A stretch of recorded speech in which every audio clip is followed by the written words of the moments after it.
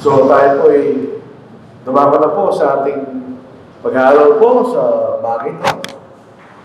Dito na po sila kapatid na Jonathan, pamilya niya, Sister Christine.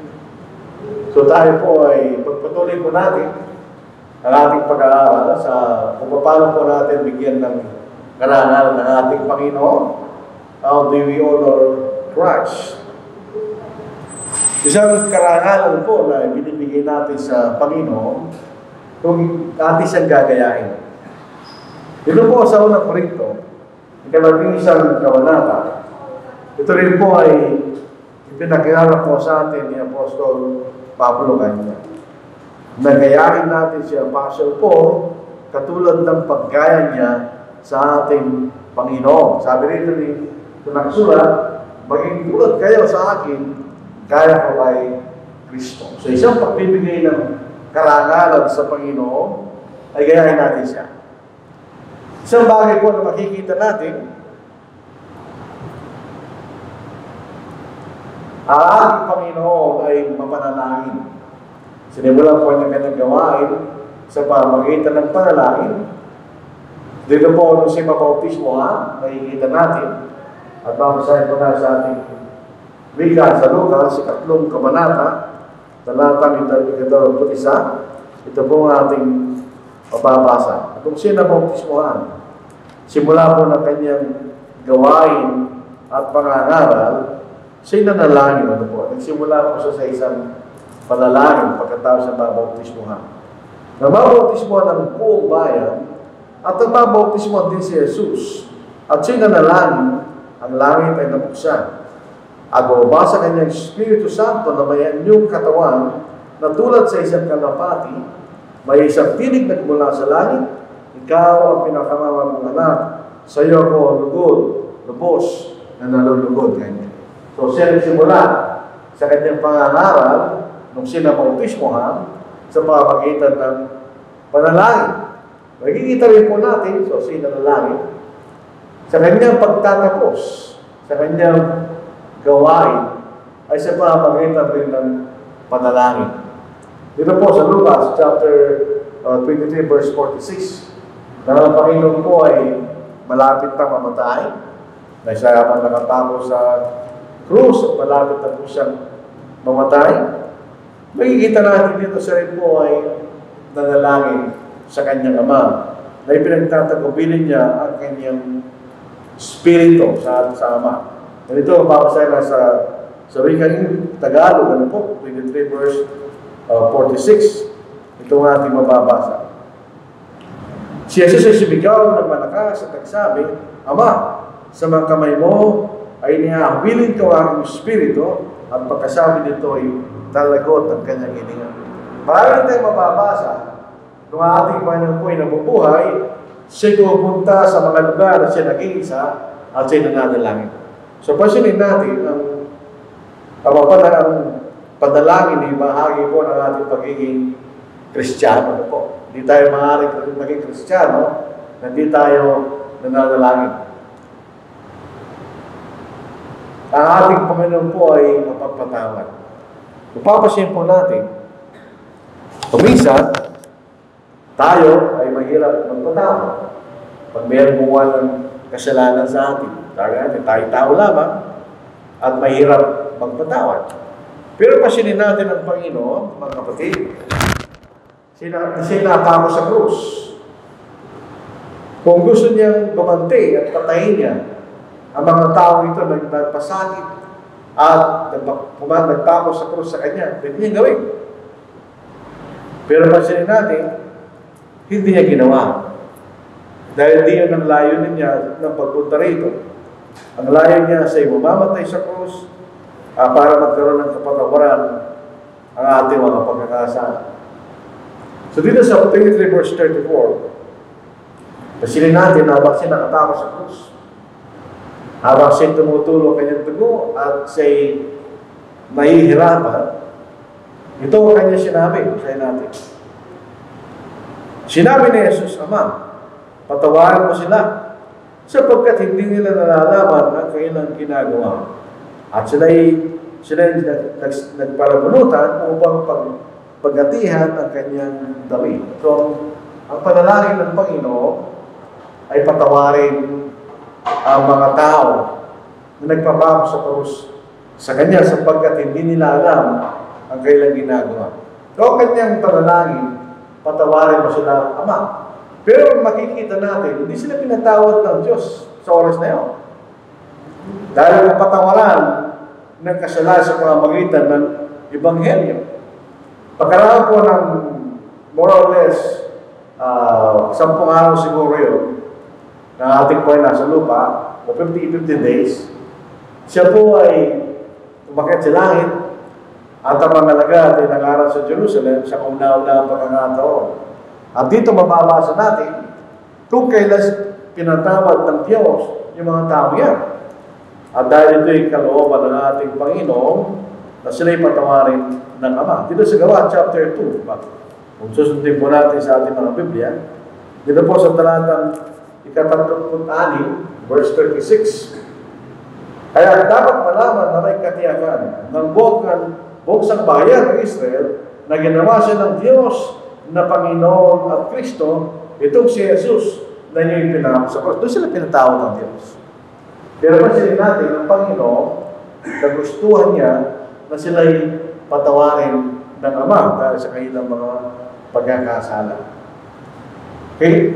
Binibigyan din po natin karangalan ng Panginoon sa pamamagitan ng ating mga pag-aari at sa pamamagitan ng ating sarili. Dito po sa chart po natin, we honor Christ with our substance.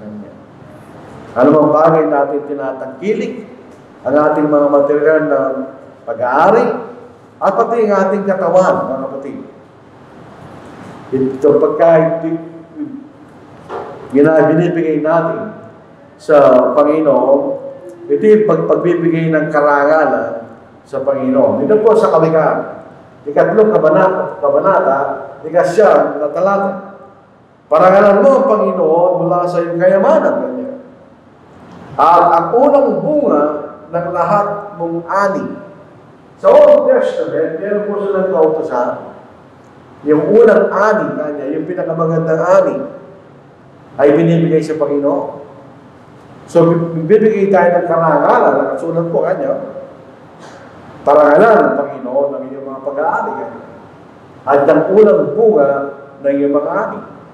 So, tayo mayroong pag-aari na binigay sa atin ng Panginoon.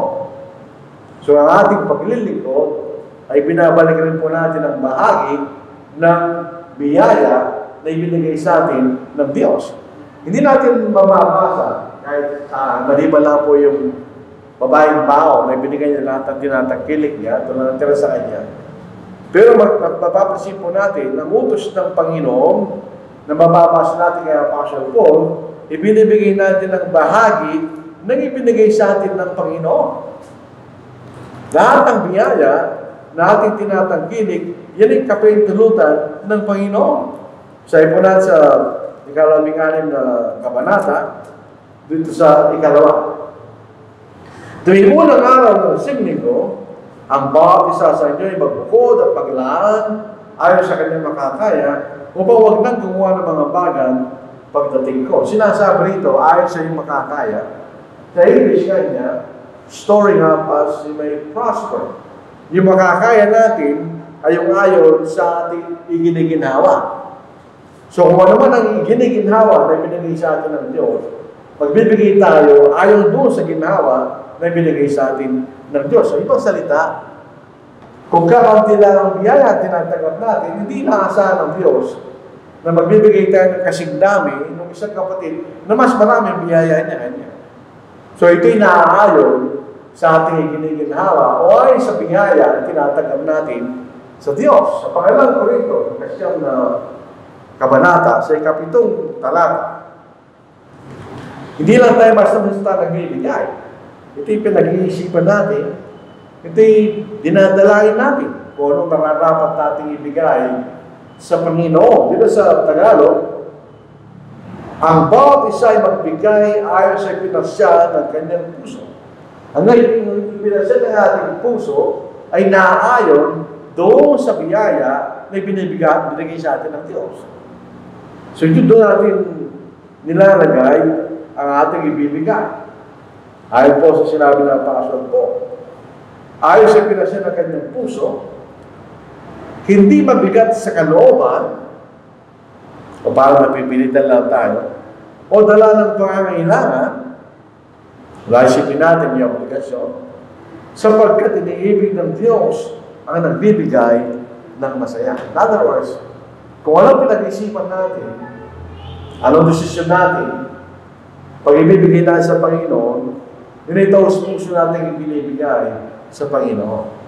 Ngayon tayong kaisipan na yung ating pagbibigay ay kung anong gusto mo ibigay. Hindi yun. Kailangan nating sukatin na ating binibigay ayon sa biyaya na ibinibigay sa atin ng Diyos. Habang tumataas ang biyaya na binibigay sa atin ng Diyos, tumataas din ang ibinibigay at binabalik natin sa Panginoon. So ito isang paraan na nagbibigay tayo ng karangalan sa Panginoon sa pamamagitan ng pagbibigay na ating tinatangkilik. Hindi naman po sa ating tinatangkilik na tayo na binibigay natin sa Diyos, pati ng ating katawan. Ginagamit natin ang ating katawan para sa kalalakihan ng Diyos. Ginagamit rin natin ang ating kaisipan upang lulatiin natin ng Diyos. Sapagkat sinasabi, ang ating katawan at ang ating espiritu ay pag-aari ng Diyos. Yun po sa unang Korinto, ika-6 na kabalata, ika-11 hanggang ika-20. Sinabi rito, binili tayo ng halaga. So meron tayong halaga. Meron tayong price. Sa ika-11, basahin natin. O hindi ba ganyan nalalaman na inyong katawan ay templo ng Espiritu na nasa inyo, na tinanggap ninyo mula sa Diyos, at kayo ay hindi sa inyong sarili kanya. So hindi na natin pag-aari ang ating sarili, sapagkat binili tayo ng halaga, sapagkat kayo binili sa isang halaga. Kaya nilalatin ninyo ng inyong katawan ang Diyos. So ginagamit natin ang ating katawan para sa ikalahati o kapurihan ng Diyos. Si Apostol Pablo, na siya po ay isang numero unong kalaban ng Diyos, nung hindi pa siya Kristiyano, pinapatay niya at pinag-uusig niya yung mga Kristiyano. Nung siya nabautismo, ang naging Kristiyano, dito po sa Galatia, chapter 2, verse 18, ako'y pinakong kasama ni Kristo, nung siya nabautismo, dahil wala naman si Pablo nung napapasok ko sa Panginoon. Ako'y pinakong kasama ni Kristo at hindi na ako nabubuhay, kundi si Kristo nabubuhay sa akin. At ang buhay na kinabubuhay ko ngayon sa laman ay kinabubuhay ko sa pamagitan ng pananampalataya sa anak ng Diyos na sa akin ay nagmahal at nagbigay ng kanyang sarili dahil sa akin. Ano ibig sabihin pa? Wala naman sa sariling kalayaan? Wala naman sa sariling kalooban? Pero pinapailalim niya ang kanyang kalooban ayon sa kalooban ng Diyos. So yan po isa sinasabi sa atin ni Apostle Paul. Tandaan po natin, lahat ng tao, meron silang pag-aari. Kahit si Puloy meron. At si Puloy meron siyang damit. So binigyan tayo ng Diyos sa mga Kristiyano ng maraming mga bagay. Binigyan tayo. Lahat po tayo, meron tayong mga tahanan, meron tayong damit, meron tayong pagkain. At kung minsan, meron tayong kayamanan. Saan galing yun? Galing sa Diyos. Usahin po lang sa ating wika, ang bawat mabuting kaloob at ang bawat sakdal na kaloob ay bawang buhat sa itaas na nanggagaling sa Ama na mangilaw na sa kanya walang pag-iiba o nino man ng pagbabago. In other words, ang Diyos ay magputi. Hindi siya magbabago to. Isa isipin natin, pwede natin sabihin, yung damit ko kanya, ginawa ito ng tao, hindi na magaling sa Diyos. Yung sapatos ko, ganun din. Yung bahay ko, ginawa ng tao yun. Totoo yun. Pero saan nanggaling yung mga bagay na ginamit sa pagtatay ng bahay mo. Galing sa Diyos. Lahat ng mga bagay na nakikita natin, kaya dito may condition na ito, yung mga bagay na ginamit dyan, ay galing sa Diyos. Ginamit lang ng tao sa kanyang particular na layunin, pero hindi galing sa Diyos. O sabihin na yung plastic kanya, ang gawa niya ng tao. Oo nga, tao gawa. Pero saan nanggaling yung ginamit niya para gumamit ng plastic? Sa Diyos. Sa lahat ng mga bagay, galing lang sa Diyos yan. So binigyan tayo ng Diyos ng maraming bagay. Bilang kakaunti. Kailangan natin unawain na sa lahat ng mga bagay na binigay sa atin ng Diyos, tayo ay kanyang mga katiwala. Ibig sabihin, pinagkatiwalaan lang tayo ng Diyos na mga bagay na tinatangkilik natin. Pinagkatiwalaan tayo ng Diyos. Kapag tayo may kaibigan, pinagkakatiwalaan natin siya, di ba? At inaasahan natin na siya mapagkakatiwalaan. Kung meron tayong mga tauhan, sila yung pinagkakatiwalaan natin. At inaasahan natin na sila yung magiging tapat sa paglilingkod sa atin. Gayun din naman tayo mga Kristiyano. Pinagkatiwala sa atin ng Diyos ang lahat ng mga bagay na ating tinatangkilik. At ang sabi ni Apostle Paul, bilang katiwala ng Diyos, kinakailangan tayo maging tapat. Gamitin natin ang mga bagay na ipinagkatiwala sa atin ng Diyos. Una, sa paglilingkod sa Diyos, at pangalawa, sa paggawa ng mabuti. Huwag natin gamitin sa masama mga bagay na pinagkatiwala sa atin ng Diyos. Dito po sa unang talata, na ika-4 na kabanata, na unang sulti pa sa mga Korinto, hanggang sa ikalawang talata. Kaya ituloy ninyo kami bilang mga lingkod ni Kristo at ng katiwala na mahiwaga ng Diyos. Bukod dito, kailangan sa mga katiwala na sila ay matagpuan tapat. Ano yung ibig sabihin ng katiwala na mahiwaga ng Diyos? Ito yung salitang mystery. Ano po? Pagka hindi mo maintindihan ng isang tao, sasabihin mo, nahihiwagaan ako sa tao yun. Pero ibig sabihin ng hiwaga, ayon po sa salitang pinanggalingan, ang ibig sabihin, isang bagay na nakatago. Dahil isang bagay na nakatago, ito yung hiwaga sa'yo, dahil hindi mo alam. Ito yung sinasabing hiwaga ng Diyos, ay ang ebanghelyo ng Diyos. Ito yung hiwaga sa kadahilanan na hindi ito alam ng tao noong unang panahon. At ito yung unti-unting pinahayag sa pamagitan ng mga pangangaral ng mga apostol. At si Pablo ay isa sa mga apostol. Para maintindihan po natin yung hiwaga. Lalo-lalo po sa mga matandang bahay. Na okay maliit.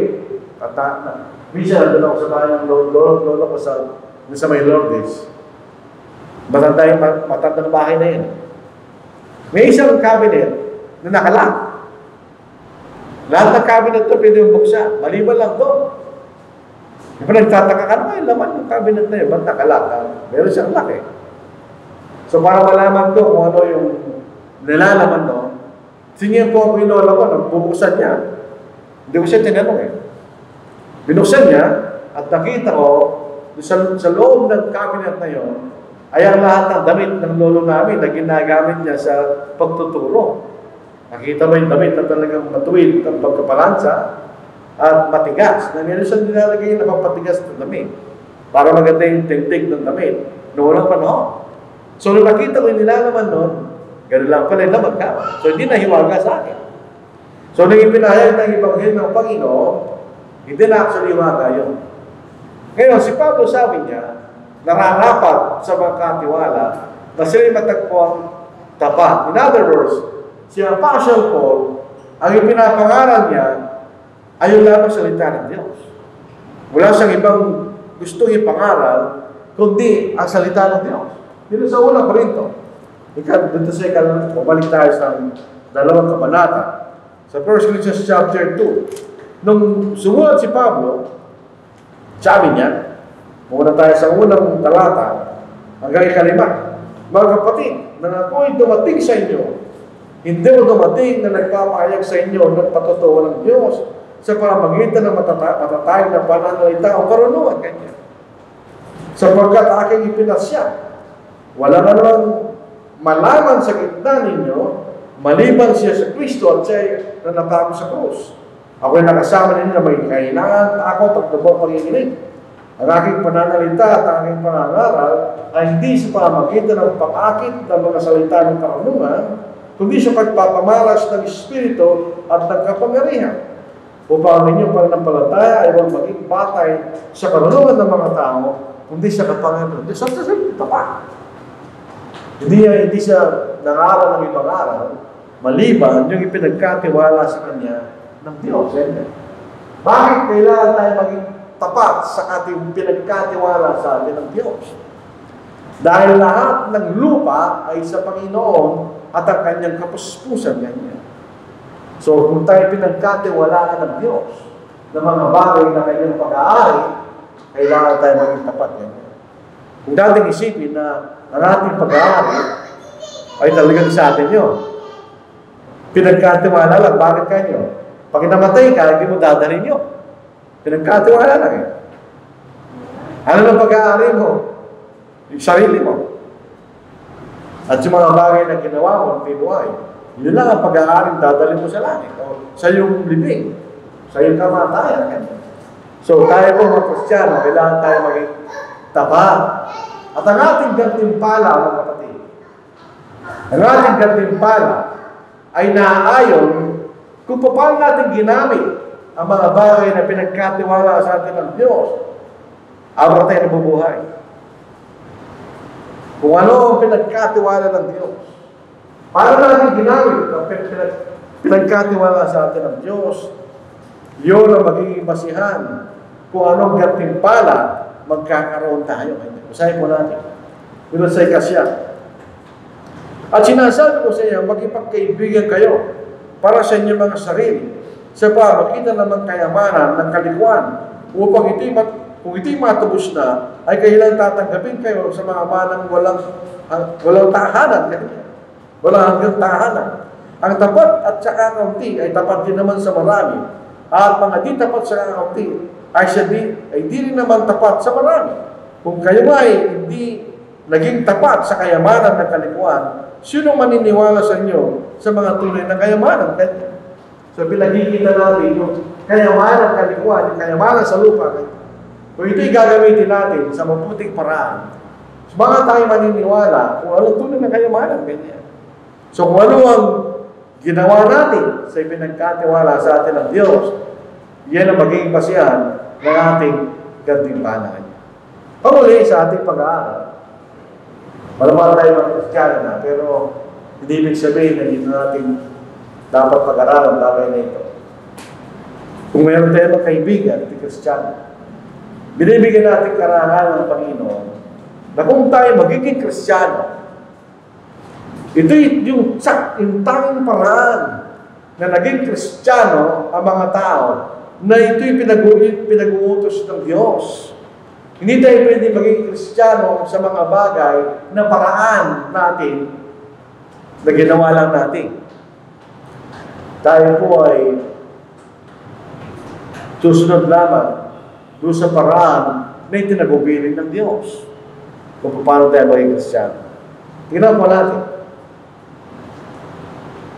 Meron pong requirements ang biyaya ng Diyos. Ang biyaya ng Diyos, yan ang kaligtasan. Doon po sa Efeso, ikalawang kabanata, ikawalong talata, sa biyaya, kayo naligtas. Sa pamagitan ng pananampalataya.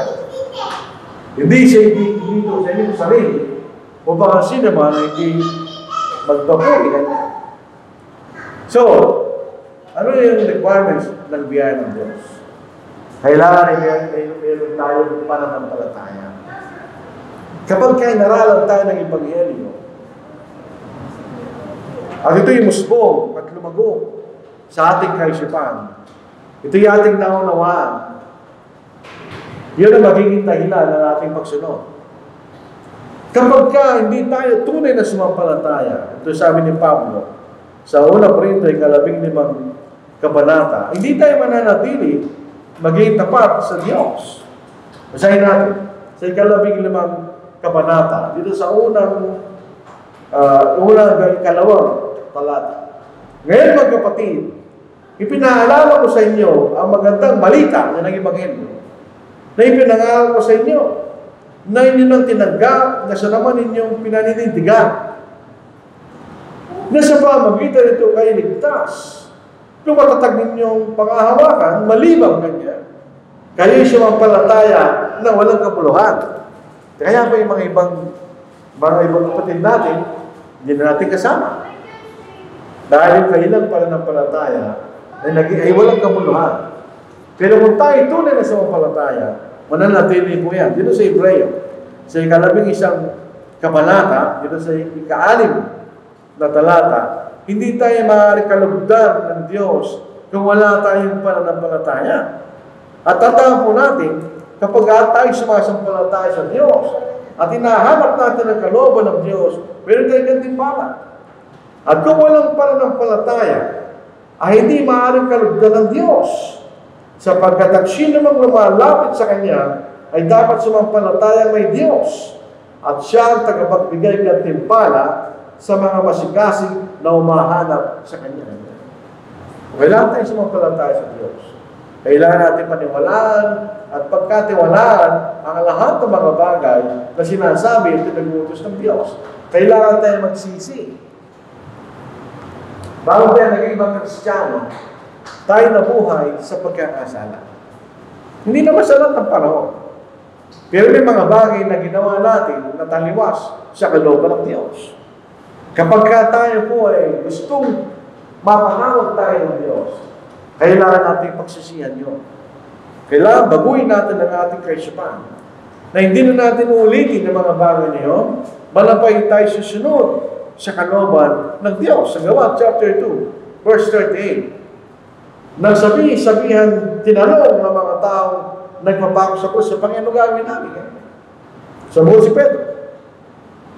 At sinabi sa kanya ni Pedro, sa verse 38, magsisi kayo ngayon. At magpabautismo ang bawat isa sa inyo sa pangalan ni Jesucristo upang mapatawad ng inyong magkasalanan at tatanggapin yung kaloob ng Espiritu Santo. Kailangan tayo magsisi. Kailangan natin tanggapin na tayo nagkasala sa Diyos at pagsisi.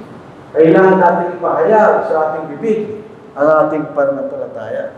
Kasi yung pananampalataya po, pag tayo naniwala sa Diyos, yun ang nasa ating kaisipan. Nandun sa ating kaisipan yun. Na tayo po'y lubusang naniniwala sa Diyos. Dito sa Romans chapter 10, 9-10. Sapagkat kung ipinahayag mo sa pamagitan ng iyong bibig, si Jesus na Panginoon, at sasampalataya ka sa iyong puso, na binuhay sa muli ng Diyos mula sa mga patay, ay maliligtas ka. Sapagkat sa puso tayo nananampalataya. Yun ang isip. Kaya itinutuloy na ganap. At sa pamagitan ng bibig, ay nagpapahayag, kaya maliligtas. So pinapahayag mo natin ng bibig ang ating Panginoon bilang anak ng Diyos na binuhay ng Diyos. Ano po? At kailangan nating magpabautismo. Kailangan po yun. Sa unang Pedro, 3 kabanata, sa talatang 21, pag ginawa po natin ito, sa eksaktong paraan na sinasabi ng Diyos, nagbibigay tayo ng karangalan sa Diyos.